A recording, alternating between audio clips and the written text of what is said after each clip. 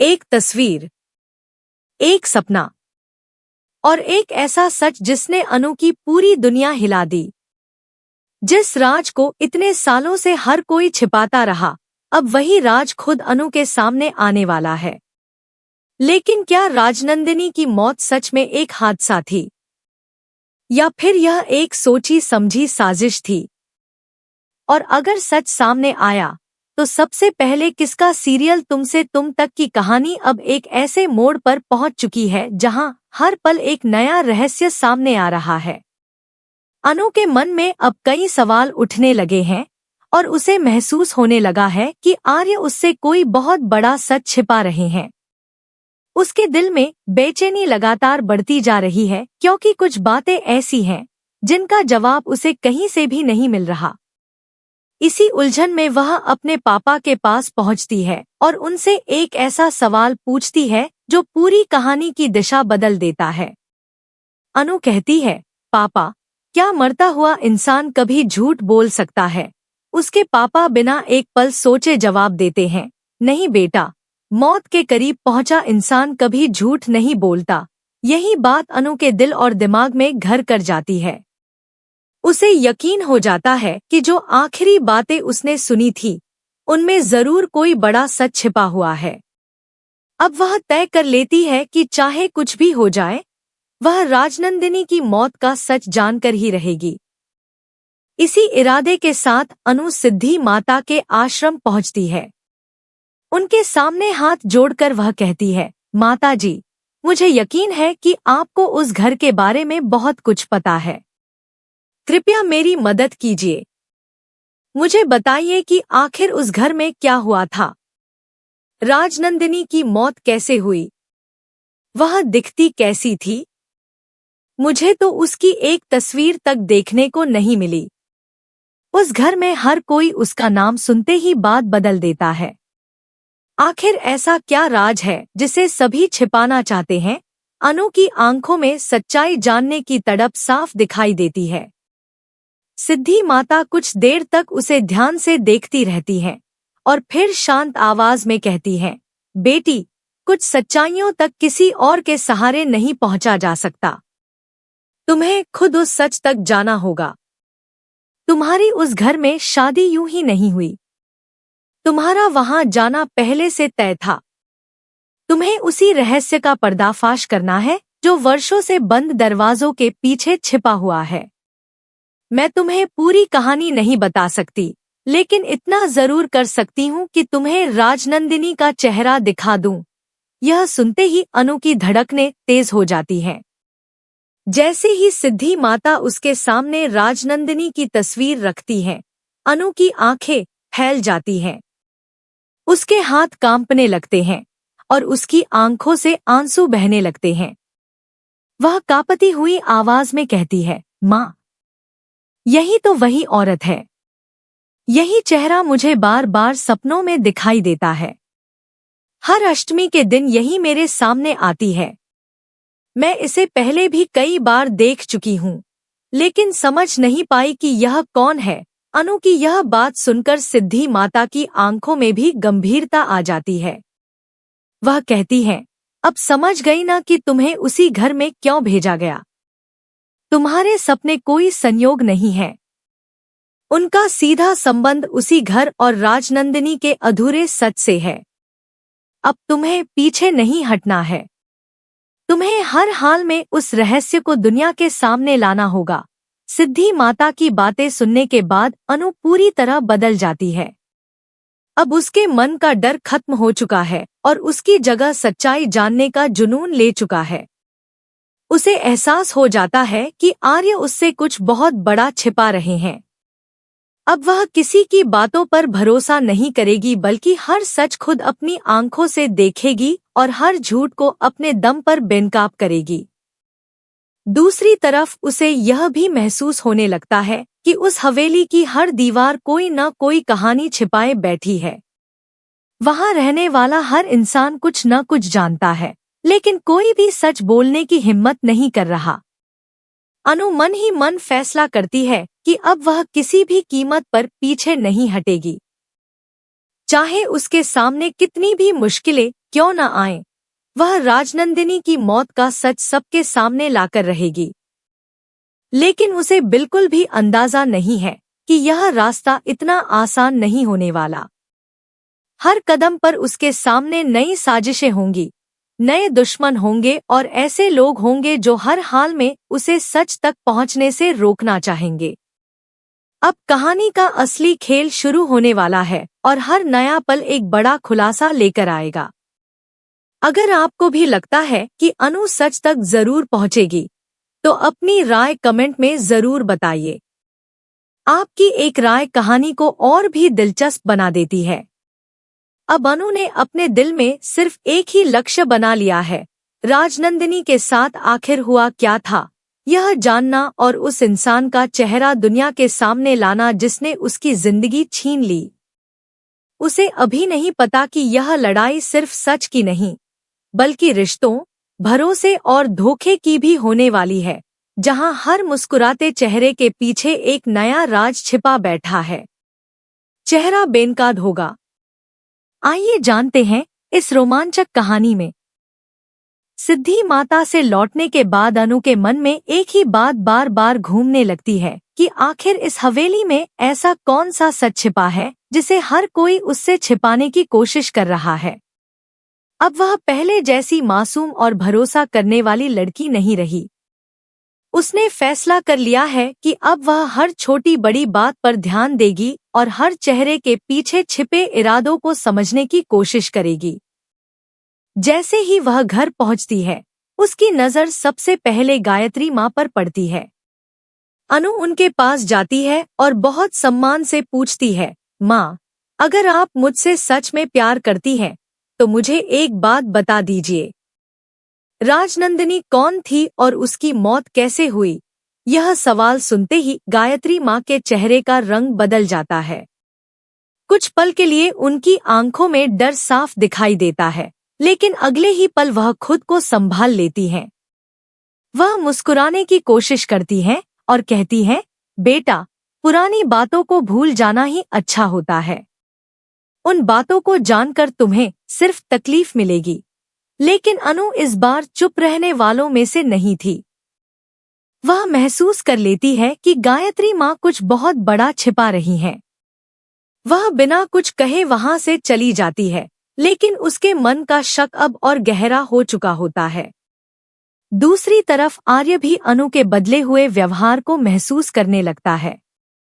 उसे लगने लगता है कि अनु अब पहले की तरह उस पर भरोसा नहीं करती। वह कई बार उससे बात करने की कोशिश करता है, लेकिन अनु हर बार किसी न किसी बहाने से बात टाल देती है। उसके मन में अब सिर्फ एक ही सवाल है कि अगर आर्य निर्दोष है तो वह राजनंदिनी का नाम सुनते ही इतना बेचैन क्यों हो जाता है। उसी रात अनु चुपचाप उस बंद कमरे की तरफ बढ़ती है, जहां जाने से हमेशा सभी उसे रोकते रहे थे।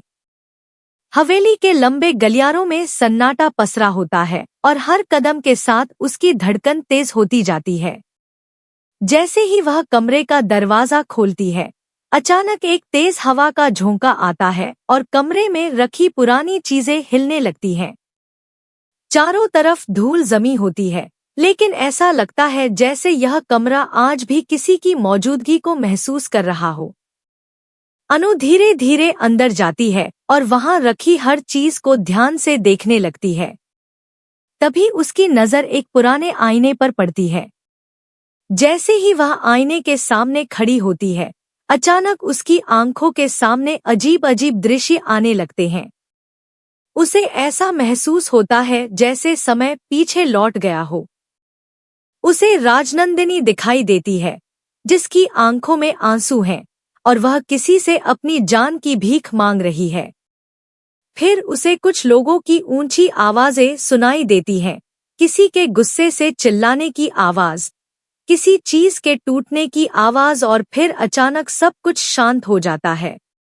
अनु घबरा जाती है, लेकिन इस बार वह डरकर पीछे नहीं हटती। वह समझ जाती है कि यह सिर्फ उसका वहम नहीं, बल्कि उस कमरे में छिपे सच की झलक है। तभी उसकी नजर फर्श पर गिरे एक पुराने कंगन पर जाती है। वह उसे उठाकर ध्यान से देखती है और महसूस करती है कि यह शायद राजनंदिनी का ही है। अब अनु को यकीन होने लगता है कि राजनंदिनी की मौत कोई साधारण हादसा नहीं थी। उसके साथ कुछ बहुत गलत हुआ था। उसे मानसिक और शारीरिक रूप से इतना परेशान किया गया कि उसकी जिंदगी खत्म हो गई। अब अनु एक एक करके हर सबूत इकट्ठा करने का फैसला करती है। वह जानती है कि बिना सबूत के कोई भी उसकी बात पर भरोसा नहीं करेगा। दूसरी तरफ झंडे को भी महसूस होने लगता है कि अनु कुछ पता लगाने की कोशिश कर रही है। वह आर्य को सावधान रहने के लिए कहता है, लेकिन आर्य खुद अंदर ही अंदर बेचैन होता जा रहा है। दोनों के बीच छोटी छोटी बातों पर बहस शुरू हो जाती है। अनु दूर खड़ी होकर यह सब देखती रहती है और उसके मन में एक नई योजना जन्म लेती है। वह सोचती है कि अगर इन दोनों के बीच अविश्वास बढ़ा दिया जाए तो शायद दोनों में से कोई एक गलती कर बैठे और सच्चाई खुद बाहर आ जाए। अब वह बहुत सोच समझकर हर कदम उठाने लगती है। कभी वह आर्य के सामने झंडे का नाम लेती है, तो कभी झंडे के सामने आर्य की बात छेड़ देती है। धीरे धीरे दोनों के बीच गलतफहमियां बढ़ने लगती हैं। अब दोनों एक दूसरे पर पहले जैसा भरोसा नहीं कर पा रहे। अनु जानती है कि यही सही समय है जब कोई न कोई सच बोलने पर मजबूर होगा, लेकिन उसे यह बिल्कुल नहीं पता कि उसकी इस चाल पर नजर रखने वाला कोई तीसरा इंसान भी मौजूद है, जो हर हाल में राजनंदिनी का सच दफन रखना चाहता है। वह शख्स अब अनु के खिलाफ अपनी अगली खतरनाक साजिश तैयार कर रहा है। आने वाले दिनों में अनु की जान भी खतरे में पड़ सकती है, लेकिन अब उसने ठान लिया है कि चाहे उसे कितनी भी मुश्किलों का सामना क्यों न करना पड़े, वह पीछे नहीं हटेगी। अगर आपको लगता है कि अनु अपनी इस योजना में सफल होगी या फिर कोई नया राज सब कुछ बदल देगा, तो अपनी राय कमेंट में जरूर बताइए। अब कहानी का हर नया मोड़ पहले से ज्यादा रहस्यमयी होने वाला है, क्योंकि सच सामने आने से पहले हर झूठ अपनी आखिरी कोशिश जरूर करेगा। अब कहानी अपने सबसे खतरनाक और रोमांचक मोड़ पर पहुंचने वाली है। अनु को पूरा यकीन हो चुका है कि राजनंदिनी की मौत एक साधारण हादसा नहीं थी, बल्कि उसके पीछे एक गहरी साजिश छिपी हुई है। अब वह किसी पर आंख बंद करके भरोसा नहीं करती। हर मुस्कुराते चेहरे के पीछे उसे एक नया रहस्य दिखाई देता है। दूसरी तरफ आर्य भी महसूस करने लगता है कि अनु उससे धीरे धीरे दूर होती जा रही है। वह कई बार उससे सच बताने की कोशिश करता है, लेकिन हर बार कोई न कोई ऐसी परिस्थिति बन जाती है कि बात अधूरी रह जाती है। अनु अब आर्य की हर हरकत पर नजर रखने लगती है। उसे लगता है कि आर्य बहुत कुछ जानता है, लेकिन किसी मजबूरी की वजह से सच नहीं बोल पा रहा। वहीं झंडे की बेचैनी भी लगातार बढ़ने लगती है। उसे डर सताने लगता है कि अगर अनु सच तक पहुंच गई तो वर्षों से छिपे सारे राज एक पल में दुनिया के सामने आ जाएंगे। इसी डर की वजह से वह अनु को रोकने के लिए नई नई चालें चलने लगता है। कभी वह उसके सामने झूठे सबूत रखने की कोशिश करता है, तो कभी उसका ध्यान असली सच्चाई से भटकाने का प्रयास करता है, लेकिन अनु अब पहले वाली अनु नहीं रही। हर चाल को समझते हुए वह और ज्यादा सतर्क होती जाती है। इसी बीच उसे हवेली के एक पुराने संदूक में कुछ ऐसे कागजात मिलते हैं जिन्हें देखकर उसके होश उड़ जाते हैं। उन कागजात में कई ऐसी बातें लिखी होती हैं जो अब तक किसी को पता नहीं थी। अनु को यह भी एहसास होता है कि राजनंदिनी अपनी मौत से पहले लगातार किसी बड़े खतरे में थी और वह बार बार मदद मांगने की कोशिश कर रही थी, लेकिन उसकी आवाज को हमेशा दबा दिया गया। यह जानकर अनु की आंखें नम हो जाती हैं और वह मन ही मन राजनंदिनी से वादा करती है कि अब उसका सच दुनिया से कभी नहीं छिपेगा। इसके बाद अनु अपनी सबसे बड़ी योजना तैयार करती है। वह सोचती है कि अगर आर्य और झंडे दोनों को अलग अलग यह महसूस कराया जाए कि दूसरा इंसान सच बताने वाला है, तो दोनों में से कोई ना कोई घबराकर अपनी जुबान जरूर खोल देगा। इसी योजना के तहत वह दोनों से अलग अलग बातें करती है। आर्य के सामने वह ऐसे संकेत देती है जैसे झंडे ने सब कुछ कबूल कर लिया हो, जबकि झंडे के सामने वह यह जताती है कि आर्य अब और ज्यादा देर तक सच नहीं छिपाएगा। धीरे धीरे दोनों के मन में एक दूसरे के लिए शक बढ़ने लगता है। अब दोनों अकेले में मिलने से भी डरने लगते हैं और एक दूसरे की हर बात पर सवाल उठाने लगते हैं। अनु दूर से यह सब देखती रहती है और समझ जाती है कि उसकी योजना काम करने लगी है। लेकिन तभी कहानी में एक और बड़ा मोड़ आता है। हवेली में किसी अनजान व्यक्ति की एंट्री होती है जो राजनंदिनी के अतीत के बारे में बहुत कुछ जानता है। उसकी मौजूदगी से कई पुराने जख्म फिर से हरे होने लगते हैं। अब हर कोई घबराया हुआ दिखाई देता है, क्योंकि जिस सच को वर्षों से छिपाया गया था वह अब धीरे धीरे बाहर आने लगा है। अनु उस रहस्यमयी व्यक्ति तक पहुंचने की कोशिश करती है, लेकिन उससे पहले ही कोई उसे वहां से गायब कर देता है। यह देखकर अनु समझ जाती है कि असली गुनहगार अभी भी हवेली के अंदर मौजूद है और वह हर हाल में अपने राज की रक्षा करना चाहता है। अब अनु के सामने सबसे बड़ी चुनौती यह है कि वह असली अपराधी तक पहुंचे उससे पहले कि वह सारे सबूत मिटा दे। दूसरी तरफ आर्य के चेहरे पर भी गहरा तनाव दिखाई देने लगता है। ऐसा लगता है जैसे वह सच और अपने रिश्तों के बीच बुरी तरह फंस चुका है। उसके दिल में अनु के लिए प्यार है, लेकिन अतीत का कोई ऐसा राज भी है जिसे वह उजागर नहीं कर पा रहा। आने वाले दिनों में यही राज आर्य और अनु के रिश्ते की सबसे बड़ी परीक्षा बनने वाला है। अब हर किरदार अपने अपने रहस्य के साथ आगे बढ़ रहा है और हर नया दिन कहानी को पहले से ज्यादा रहस्यमयी बना रहा है। अनु ने फैसला कर लिया है कि चाहे उसे अपनी जान की बाजी ही क्यों न लगानी पड़े, वह राजनंदिनी को इंसाफ दिलाकर रहेगी। अब देखना बेहद दिलचस्प होगा कि क्या अनु आखिरकार असली गुनहगार का चेहरा सबके सामने ला पाएगी।